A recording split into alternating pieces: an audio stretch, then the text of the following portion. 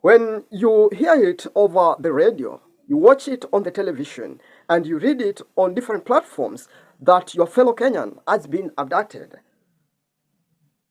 do you feel safe? Today, it's me. Tomorrow, it's you. The first question that we need to ask is very simple. Why are the abduction cases?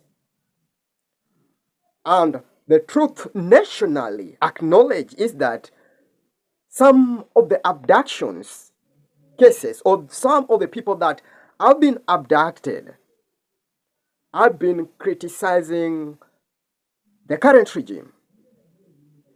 Now, the Kenyan Constitution and different articles, for example, the Article 37 has given the Kenyans authority to demonstrate, to picket, to assemble, and to file petitions. The first opposition of the government are the Kenyans. And having this in reality, that the current regime was able to make the opposition arm, somehow were able to put the judiciary in their pockets, and somehow the parliament has become a branch of the executive. The Kenyan GNZs has brought the government of the day to book, and they are putting the government on check. So whenever the cases of abductions are being done, everything within the Kenyan's jurisdiction must follow the Kenyan Constitution. And as per the Constitution, Kenyan citizen under Article 1 clearly states that all the sovereign power belongs to the people and shall be exercised in accordance with the Constitution. Now, all the sovereign power belongs to the people. And whenever there is something happening in Kenya which violates different articles of the Kenyan Constitution, I really like Article 10, which clearly defines that the country must be governed in consideration of national values and the principles of governance. So whenever Kenyans feel that the national values and the principle of governance have been violated, the Constitution has given them power to criticize, as long as we don't violate the Kenyan Constitution. So the problem with the current government is that there is miscommunication between the masses and the government, and necessarily the current regime doesn't understand the current generation that they are ruling. We aren't in the Moi era, when most of the news we could wait the Sauti ya Africa or the BBC or the Voice of Africa. So every evening to do the broadcasting and to kind of file everything, to compile everything that has happened within the week.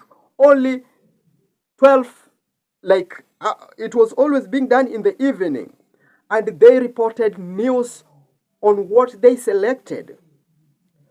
Only KBC was functional, and KBC, as I remember very well, every news must always be started by Rais mtukufu wa Jamhuri ya Kenya Daniel Toroitich arap Moi.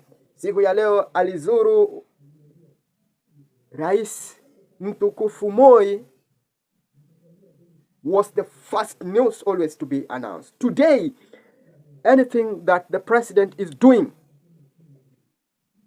anything that is being done by the Kenyan president is being recorded. We can get it live.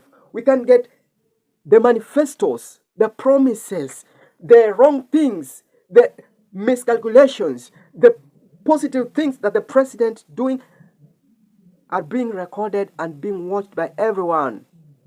If you talk about the hyping or somehow the increasing the taxation, the today's GNZs will go to what does the other expert says about the increase of tax. Okay, the Kenyan government expert is telling us that if we increase the taxes, this and this are going to occur.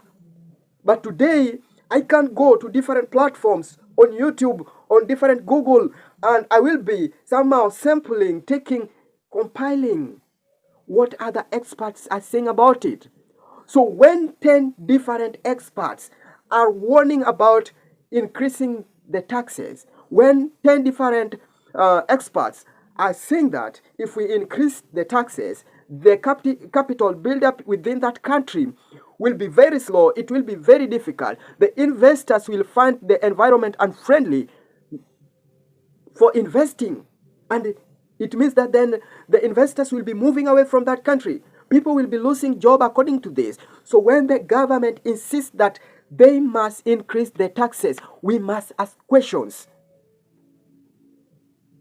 So these are the kind of people that the current regime are ruling. And President, lazima ujue kwamba huku tuliko sisi kama wana Kenya, wewe ni rais wa wenda wazimu, wewe ni rais wa wale ambao hawajasoma, wewe ni rais wa wale ambao wamesoma na hawana kazi. Every day Kenyan who are graduating are increasing, the number are increasing. There are different experts in different departments. They understand different things. Now, the few privileged Kenyans who are getting that opportunity to directly insert their knowledge on what is affecting the Kenyans. We must examine the decisions that they are making that are going to affect us. And when we ask questions, Mr. President, understand the kind of questions that we are asking as Kenyans. And that's my take.